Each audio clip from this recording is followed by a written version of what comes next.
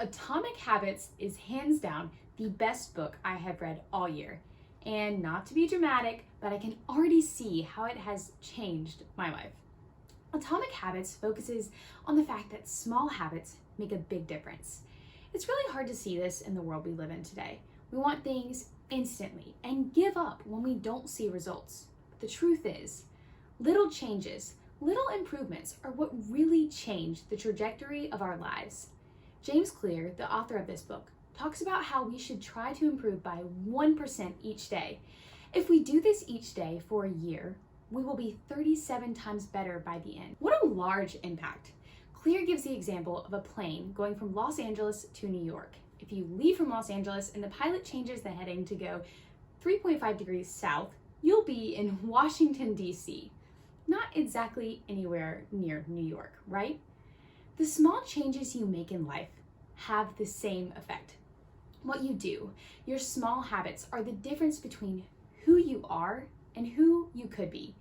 Now, if you know me, you know I am a huge goal setter. I do it at the beginning of each month, each week. Sometimes I do it each day.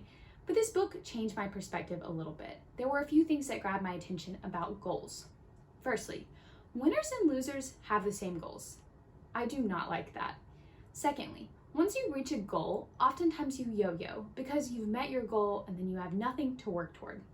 I myself have experienced this. I remember one time I trained really hard for a 10-mile run, and after I reached that goal, I stopped, plateaued, and then fell off the running wagon. Instead of focusing on the goal, we should focus on the process, the system, to get to our goals. Fix the inputs and the outputs will fix themselves, Clear says. You have to build a system of continuous small improvements instead of just focusing on the goal. And you have to remember that your outcomes are a lagging measure of your habits. It takes time, and sometimes we're not the best at being patient, but that's one thing we can work on. So now I know you're wondering, how do I build a habit? Well, in short, the best way to build a habit that sticks is by making it an identity-based habit. This lets us focus on who we want to be. So keeping with the running theme, instead of saying, I want to run a marathon, think, I want to be a runner. Then you'll start asking yourself, well, what would a runner do? A runner would run. Would a runner eat that? You know, it's a big difference between saying, I'm the type of person who wants this, and I'm the type of person who is this. Clear says, the goal is not to read a book. The goal is to become a reader.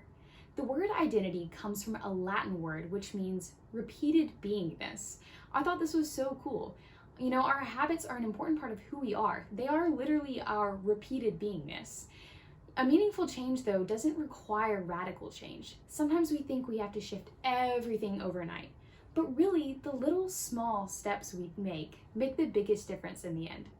So Clear builds a two-step process for this identity-based habits.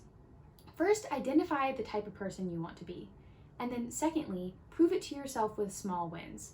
As you think about the habits you have, you should check to see if they align with who you want to be. Habit stacking was another big takeaway I got from this book. We should all try our best, or we've all tried our best to implement new habits. And you know, new habits can be hard, but habit stacking is a way to use the momentum you already have with the habits you already have. So the formula for habit stacking is, after current habit, I will new habit. Since I read this book, I have implemented some new habits with the habit stacking method.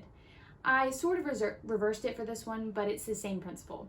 Before I open my laptop, my current habit, I will meditate for 2 minutes, my new habit.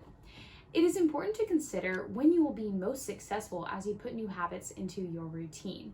When you implement a new habit, there should be no ambiguity about when or where or how. It should be very simple and very clear. And you know, we've all heard that you can build a habit in 21 days, but Clear makes the point that habits are built with practice, not with time. You have to practice, because really it's not about how long it takes you to build a habit, but instead it's about the process and the progress you make. So simply, to build a habit, you have to practice. So how do you start? With the 2-minute rule. Clear says, when you start a new habit, it should take less than 2 minutes to do. This is based around the idea that there are many moments that start us off either in the correct direction or the wrong direction.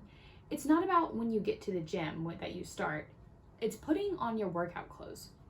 Every big thing we want to do can be scaled down to 2 minutes. Clear gives us some examples.